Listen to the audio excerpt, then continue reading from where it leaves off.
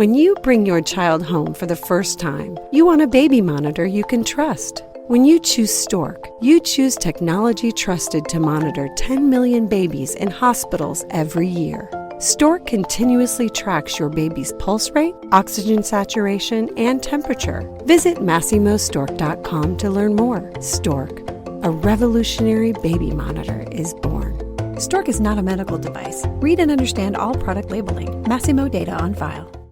Moms and dads, I bet you can relate to this email. Kirk, my son is just like the kids you described in your podcast. He comes home feeling defeated after school, feeling like he isn't smart. But I got him Crunch Labs and he loves it. Building the new toy and watching Mark Rober makes him feel smart. And then he explains, talking a million miles a minute, like our kids do, all the cool science facts he's learned. It's like I get my real kid back when he's building his Crunch Labs toy. And that is exactly why I was so psyched when my niece first told me how her son loves Crunch Lab. Confession, this is the one sponsor I wanted more than any other because it's such a perfect fit for our kids. So go to crunchlabs.com/calm and you'll see why. Crunch Labs is a STEM monthly subscription build box for kids. Your kids get a really fun toy in the mail every month. And what kid doesn't love that? And then they put it together by watching a step-by-step video from former NASA engineer Mark Rober, where he teaches all the cool physics that make the toy work. Mark's passion is helping kids think like engineers. And this helps your kids develop resilience and problem-solving skills while having a ton of fun. Get your kids something they will actually love, use, and look forward to getting all throughout the coming year. Build your child's confidence now. Visit crunchlabs.com/calm and get your kids Crunch Labs today. So you save up all this money for a really cool trip to Disney or Universal or some cool, likely expensive adventure that you've been looking forward to.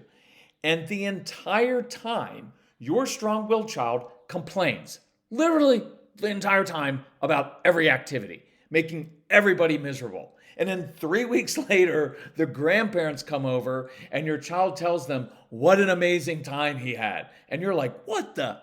Right? Like that. So I have two big insights to share that will help you with this. It'll give you insight into your kids and into yourself.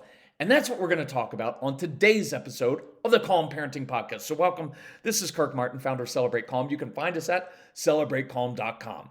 We had this experience with these kids at our home when we did these camps back in the day where we'd have 8, 10, 12, 15 strong-willed kids on the spectrum in our home, and we'd plan these cool activities, and they would complain all day long, right? And you bend over backwards to make it fun, right? You try to eliminate all the awful things and the stuff that we had to do as kids, right? You try to take that on yourself, and that they still won't appreciate it. And so we also had this happen with our son, Casey. So if you'd ever need any help, you contact our son, Casey, C-A-S-E-Y at celebratecalm.com.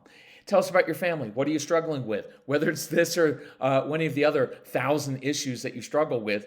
And we will reply back to you. If you need help with any of our programs, if you need help financially, just let us know, okay? And we'll do that. We just posted some new travel dates on both the East Coast and the West Coast and everywhere in between for this coming fall and back to school time and a couple boot camps. So this question about kids complaining just came up a couple times recently, once on a phone consultation and once from parents who signed up for the back to school boot camps, because it gives me a chance to specifically address individual issues and for everybody else in the room to hear and learn from that. So it's one of my favorite things to do.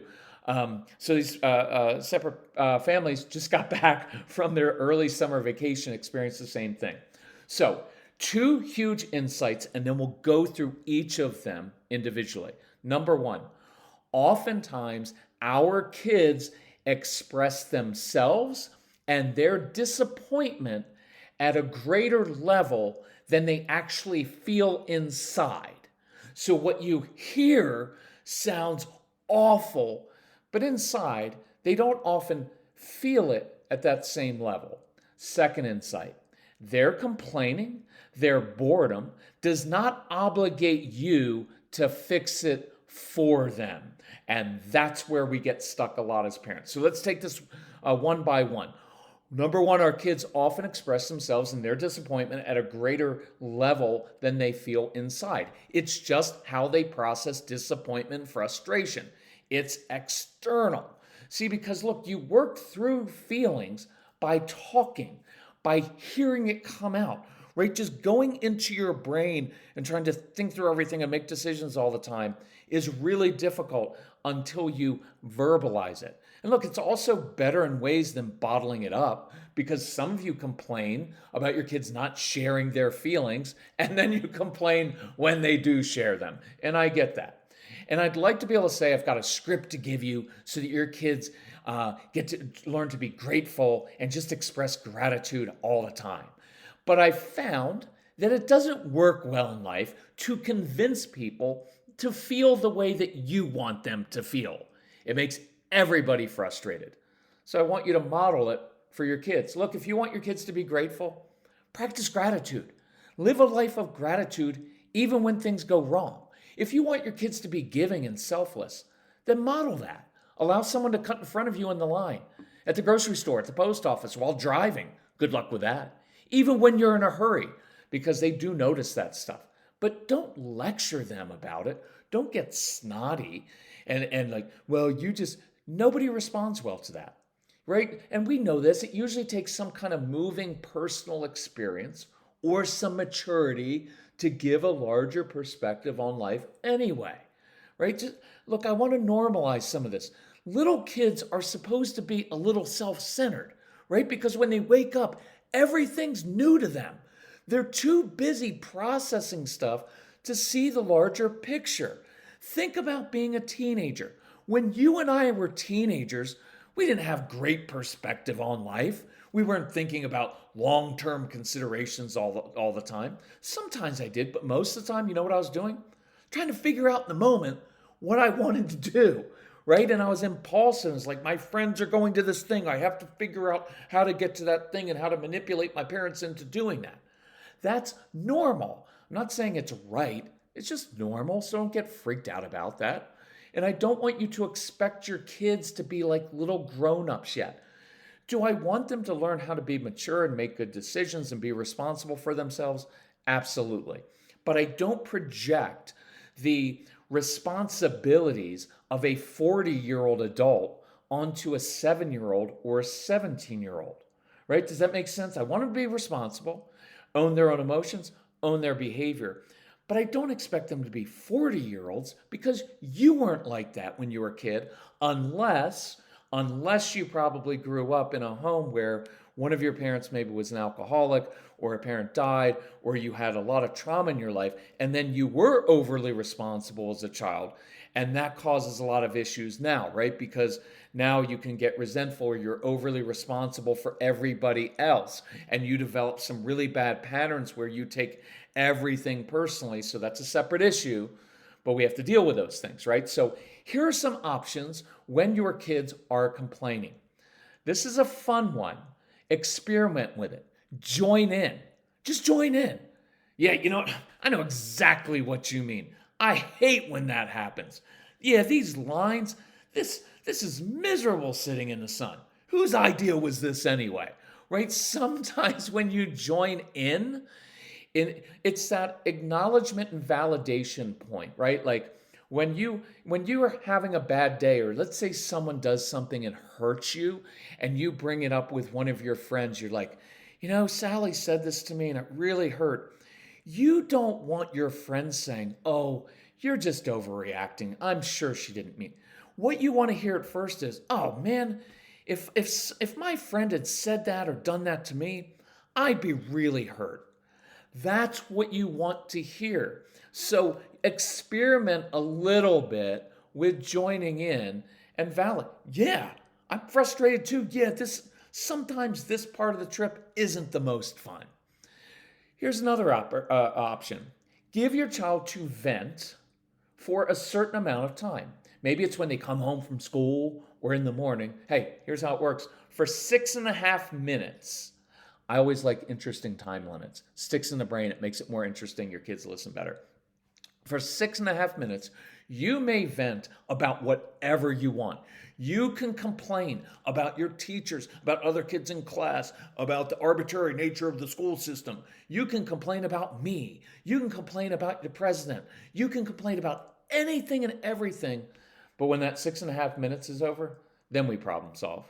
See, you're giving a little bit of opportunity, some time to do that, but it's not endless. You have boundaries. 6.5 minutes, I'm good with that. But after that, nope, not going to listen anymore because I gave you an opportunity. Now look, use some wisdom. If your child is going through something very, very deep and difficult, right? You don't like cut them off at 6.5 minutes. But I'm saying for those venting sessions about things that aren't actually that important. By the way, they may actually be important. Actually, I'm just making a note. I just added this as I'm doing this. I'm making a little note of actually listen. You may get some insight, poking away, typing while I'm doing this, by listening and not just being aggravated all the time. Here's another option. Give your kids some intensity during these times. It works sometimes when your kids are melting down. Sometimes it can work when they're complaining. Kids love intensity and connection. See, ignoring it makes it worse. Here's a simple statement. You know what? If I were you, I'd probably feel disappointed too. If I were you, I'd be bored as well. Now, so that's validating. That's entering into it. We talk a lot about that in the No BS program. You enter into things instead of trying to dismiss it, instead of trying to fix it. You just enter into it, right? It's one of the things we try to teach dads, husbands to do. Enter into it. You don't have to fix it. When your wife's having a bad day, just enter into it. You don't have to fix it all, and you don't have to dismiss it. Now, here's the second point. Just because your child is complaining or bored, whatever it is, does not obligate you to fix this for your child. I'll say it a different way. Your complaining, your boredom does not obligate me to fix this for you or to make you happy. And I have this down in bold letters. Your child has every right to complain, but you have no obligation to fix it for them.